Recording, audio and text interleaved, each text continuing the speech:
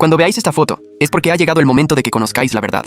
Lo que quiero decir es que hay cosas que la clase dominante os ha ocultado. ¿No os parece extraño? Nuwa, con cuerpo de serpiente y cabeza humana.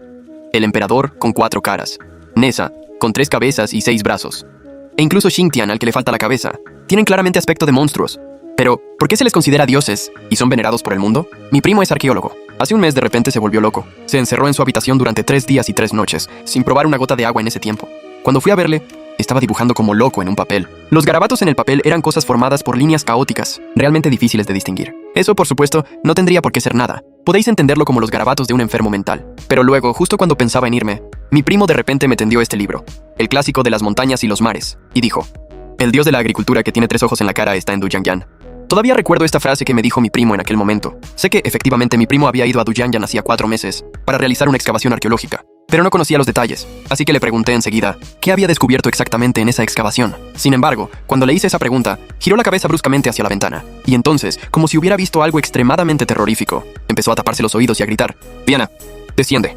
Al día siguiente me enteré de que, después de que yo me fuera, él había saltado directamente desde el piso de arriba. Este suceso salió incluso en las noticias hace unos días. Aunque en las noticias decían oficialmente que fue un suicidio por depresión, siempre he sentido que las cosas no eran tan sencillas. Más tarde, al 4.º día del entierro de mi primo, recibí un paquete que él me había enviado. Abrí el sobre, y dentro había un montón de fotos y una grabadora de voz. Lo extraño era que, aunque revisé todas las fotos, la mayoría estaban sobreexpuestas y no se podían ver. Solo en una foto se distinguía vagamente el entorno en el que fue tomada.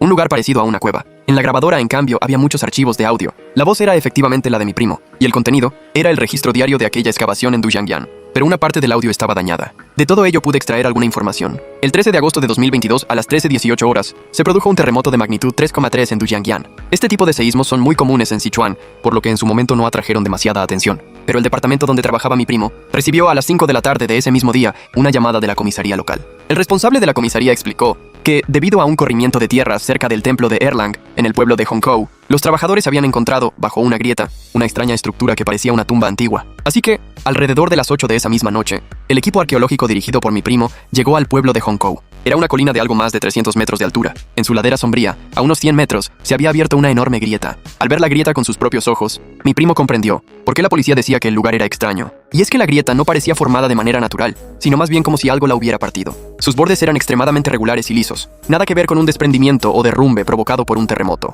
Como ya anochecía, en teoría, deberían haber esperado al día siguiente para hacer la prospección. Pero según indicaban las grabaciones, mi primo se sintió de repente atraído por una fuerte curiosidad, y sin hacer caso a las advertencias de sus compañeros, insistió en bajar. Primero descendió por una escala de cuerda hasta la entrada de la tumba, y fue adentrándose. Mi primo describió que era como caminar por un camino sin fin hacia el infierno, a pesar de la potente luz blanca de los reflectores.